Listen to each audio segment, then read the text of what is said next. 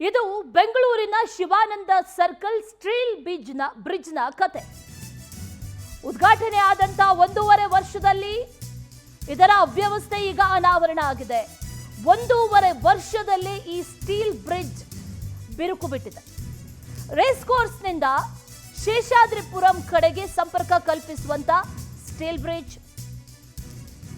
1.5 ವರ್ಷದ ಹಿಂದೆಯಷ್ಟೇ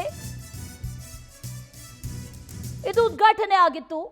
ಆದರೆ ಈಗ ಬಿರುಕು ಬಿಟ್ಟಿದೆ. ಪರಿಸ್ಥಿತಿ ಯಾವ ರೀತಿಯಾಗಿದೆ ನೋಡಿ. 1.5 ವರ್ಷ ಆಗಿರೋದು. 1.5 ವರ್ಷದಲ್ಲೇ ಇಂಥ ಕಳಪೆ ಕಾಮಗಾರಿ ಅಂತಂದ್ರೆ ಮುಂದಿನ ದಿನಗಳಲ್ಲಿ ಯಾವ ರೀತಿ ಆಗುತ್ತೆ, ಅಥವಾ ಮುಂದಿನ ಆ ಮುನ್ನೋಟ ಇಲ್ಲದೇನೆ ಈ ಸ್ಟೀಲ್ ಬ್ರಿಡ್ಜ್ ಅನ್ನ ನಿರ್ಮಾಣ ಮಾಡಿದ್ರ ಅನ್ನುವಂಥ ಪ್ರಶ್ನೆ. ಯಾಕಂದ್ರೆ ಒಂದು ಸ್ಟೀಲ್ ಬ್ರಿಡ್ಜ್ ಅಂತಂದ್ರೆ ಸಾಮಾನ್ಯವಾಗಿ ಅವ್ರು ಕೊಡುವಂಥ ಡೇಟ್ ಅಂತಂದ್ರೆ ಒಂದು ಸುಮಾರು 10 ರಿಂದ 20 ವರ್ಷದವರೆಗೂ ಕೂಡ ಏನು ಆಗೋದಿಲ್ಲ ಅನ್ನುವಂಥದ್ದನ್ನ ಹೇಳಿನೇ ಇಂಥ ಸ್ಟೀಲ್ ಬ್ರಿಡ್ಜ್ಗಳ ನಿರ್ಮಾಣವನ್ನ ಮಾಡುವಂಥದ್ದು. ಅಂಥದ್ರಲ್ಲಿ 1.5 ವರ್ಷದಲ್ಲೇ ಈ ರೀತಿಯಾಗಿ ಆಗಿದೆ ಅಂತಂದ್ರೆ ಮುಂದಿನ ದಿನಗಳಲ್ಲಿ ಯಾವ ರೀತಿಯಾಗಿ ಆಗಬಹುದು ಅನ್ನೋದನ್ನ ಗಮನಿಸಬಹುದು. ಅದರ ಜೊತೆಯಲ್ಲಿ ಕಾಮಗಾರಿ ಎಷ್ಟು ಮಟ್ಟಿಗೆ ಚೆನ್ನಾಗಿದೆ, ಎಷ್ಟು ಮಟ್ಟಿಗೆ ಕಳಪೆ ಕಾಮಗಾರಿ ಇದೆ ಅನ್ನುವಂಥದ್ದು ಕೂಡ ಗೊತ್ತಾಗ್ತಾ ಇದೆ. ಮೇಲ್ ನಿಂತರೆ ಕೆಳಗಡೆ ಕಂಪ್ಲೀಟ್ ಆಗಿ ರೋಡ್ ಏನಿದೆ ಅದು ಕೂಡ ಕಾಣಿಸುವಂಥ ನಿಟ್ಟಿನಲ್ಲಿ, ಅಷ್ಟು ಗ್ಯಾಪ್ ಬರುವಂಥ ನಿಟ್ಟಿನಲ್ಲಿ ಆ ಸ್ಟೀಲ್ ಬ್ರಿಡ್ಜ್ ಬಿರುಕು ಬಿಟ್ಟಿದೆ.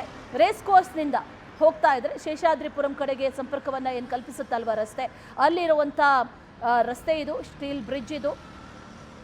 ಜೊತೆಗೆ ಈ ವಿಚಾರಕ್ಕೆ ಸಂಬಂಧಪಟ್ಟಂತೆ ಒಂದು ಪ್ರತ್ಯಕ್ಷ ವರದಿಯನ್ನ ಕೂಡ ನಮ್ಮ ಪ್ರತಿನಿಧಿ ಸುಷ್ಮಿತಾ ಪೂಜಾರಿ ನೀಡಿದ್ದಾರೆ. ಬನ್ನಿ ನೋಡೋಣ. ಬೆಂಗಳೂರಲ್ಲಿ ಸಿಕ್ಕಾಪಟ್ಟೆ ಟ್ರಾಫಿಕ್ ಜಾಮ್ ಆಗುತ್ತೆ. ಆ ಒಂದು ಟ್ರಾಫಿಕ್ ಜಾಮ್ನ ತಗ್ಗಿಸ್ಬೇಕು ಅಂತ ಹೇಳಿ ಅದೆಷ್ಟೋ ಫ್ಲೈಓವರ್ ಹಾಗೆ ಸ್ಟೀಲ್ ಬ್ರಿಡ್ಜ್ಗಳನ್ನ ನಿರ್ಮಾಣ ಮಾಡಲಾಗುತ್ತೆ.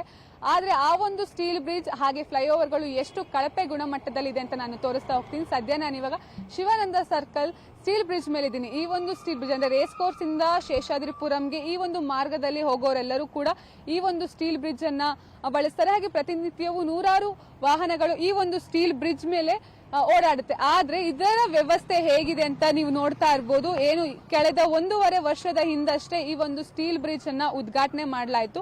ಆದ್ರೆ ಕೇವಲ 1.5 ವರ್ಷದಲ್ಲಿ ಈ ಒಂದು ಸ್ಟೀಲ್ ಬ್ರಿಡ್ಜ್ ಬಿರುಕನ್ನ ಬಿಟ್ಟಿರೋದನ್ನ ನೀವು ನೋಡ್ಬೋದು.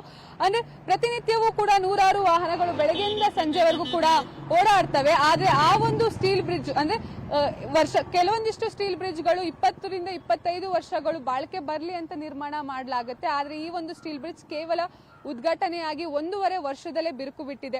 ಅಂದ್ರೆ ಈ ಒಂದು ಸ್ಟೀಲ್ ಬ್ರಿಡ್ಜ್ ನಿರ್ಮಾಣ ಆಗ್ಬೇಕಾದ್ರೂ ಕೂಡ ಸಾಕಷ್ಟು ವಿರೋಧಗಳು ವ್ಯಕ್ತವಾಗ್ತಾ ಇತ್ತು. ಯಾಕಂತಂದ್ರೆ ಸುಮಾರು 5 ರಿಂದ 6 ವರ್ಷ ಈ ಒಂದು ಸ್ಟೀಲ್ ಬ್ರಿಡ್ಜ್ ಅನ್ನ ನಿರ್ಮಾಣ ಮಾಡಲಿಕ್ಕೆ ತೆಗೆದುಕೊಳ್ತು ಸಮಯ. ಹಾಗಾಗಿ ಈ ಒಂದು ಸ್ಟೀಲ್ ಬ್ರಿಡ್ಜ್ ಇಂದ ಸಾಕಷ್ಟು ತೊಂದರೆ ಆಗುತ್ತೆ, ಸಾಕಷ್ಟು ಟ್ರಾಫಿಕ್ ಜಾಮ್ ಆಗುತ್ತೆ. ನಮಗೆ ಸ್ಟೀಲ್ ಬ್ರಿಡ್ಜ್ ಬೇಡವೇ ಬೇಡ ಅಂತ ಹೇಳಿ ಜನರೆಲ್ಲರೂ ಕೂಡ ಆಕ್ರೋಶವನ್ನ ಹೊರ ಹಾಕಿದ್ರು. ಆದ್ರೂ ಕೂಡ ಹಠಕ್ಕೆ ಬಿಡದೆ ಈ ಒಂದು ಸ್ಟೀಲ್ ಬ್ರಿಡ್ಜ್ ಅನ್ನ ನಿರ್ಮಾಣ ಮಾಡಲಾಯಿತು. ಆದ್ರೆ ಹಠಕ್ಕೆ ಬಿದ್ದು ಒಳ್ಳೆ ಮಟ್ಟದಲ್ಲಿ ನಿರ್ಮಾಣ ಮಾಡಿದ್ರೆ ಏನೋ ಒಂದ್ ರೀತಿಯಲ್ಲಿ ಜನರಿಗೂ ಕೂಡ ಹೆಲ್ಪ್ ಆಗ್ತಾ ಇತ್ತು. ಆದ್ರೆ ಕೋಟ್ಯಾಂತರ ರೂಪಾಯಿ ಇದಕ್ಕೆ ಟೆಂಡರ್ ಅನ್ನ ಕರೆದು ಕೋಟ್ಯಾಂತರ ರೂಪಾಯಿ ಹಣವನ್ನ ಇದಕ್ಕೆ ಖರ್ಚು ಮಾಡಿ ಈ ಒಂದು ಸ್ಟೀಲ್ ಬ್ರಿಡ್ಜ್ ಅನ್ನ ನಿರ್ಮಾಣ ಮಾಡಲಾಗುತ್ತೆ. ಆದ್ರೆ ನೀವು ನೋಡ್ತಾ ಇರ್ಬೋದು ಎಷ್ಟರ ಮಟ್ಟಿಗೆ ಈ ಒಂದು ಸ್ಟೀಲ್ ಬ್ರಿಡ್ಜ್ ಬಿರುಕು ಬಿಟ್ಟಿದೆ.